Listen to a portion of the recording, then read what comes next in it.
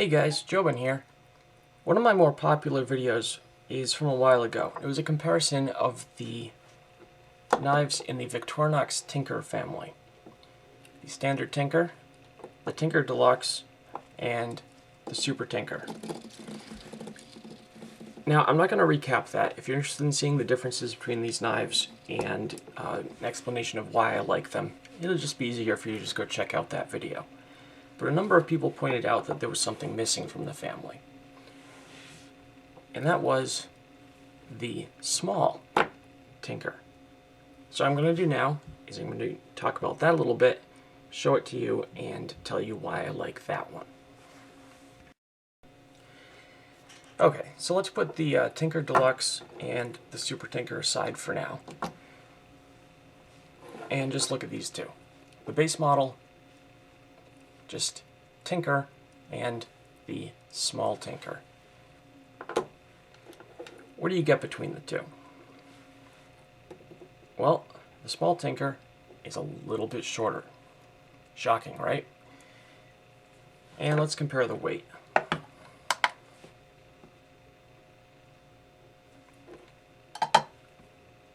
Standard Tinker is 64 grams. That's 2 1/4 ounces.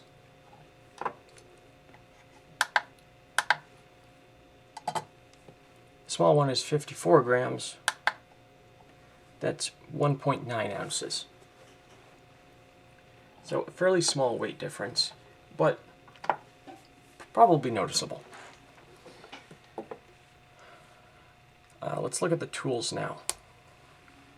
Probably the most obvious difference in the tools is blade length.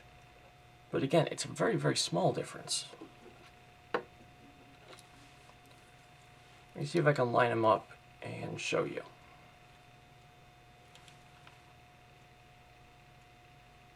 There we go.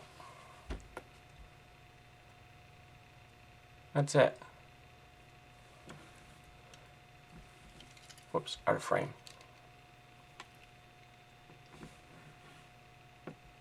That's the cutting edge you lose going to the small model. Hardly worth mentioning in my opinion. The small blades are identical in size as far as I can tell. There are maybe a tiny difference between the screwdrivers. I think the one on the small Tinker is a little bit shorter.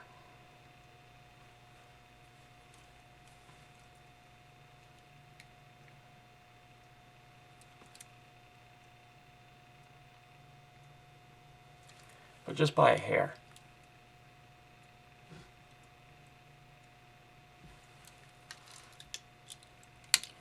Now, as far as how they feel in your hand, while the differences on the screen and on paper are absolutely tiny, the small Tinker does feel noticeably smaller. That sentence didn't sound very intelligent, but I can't think how else to say it.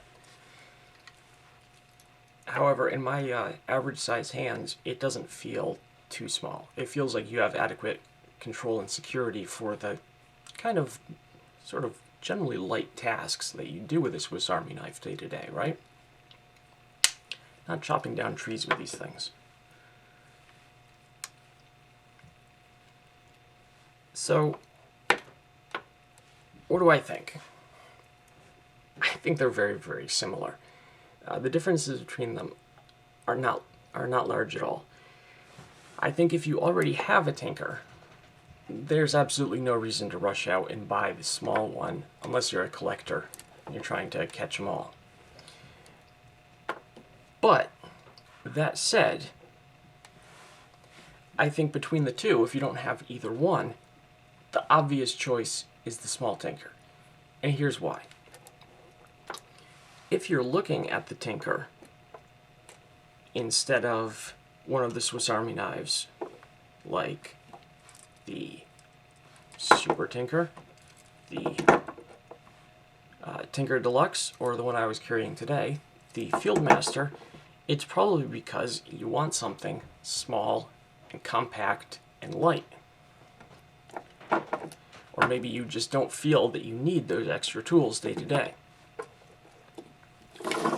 So between the two tinkers, why not pick the one that's better at being small, slim, and light? It just seems like a no-brainer to me, really. So that's it, guys. That's why I think of the small tinker. I approve. I really like it. It's a nice little knife. Alright, guys, this is Jobin signing off, saying, remember where your knife is.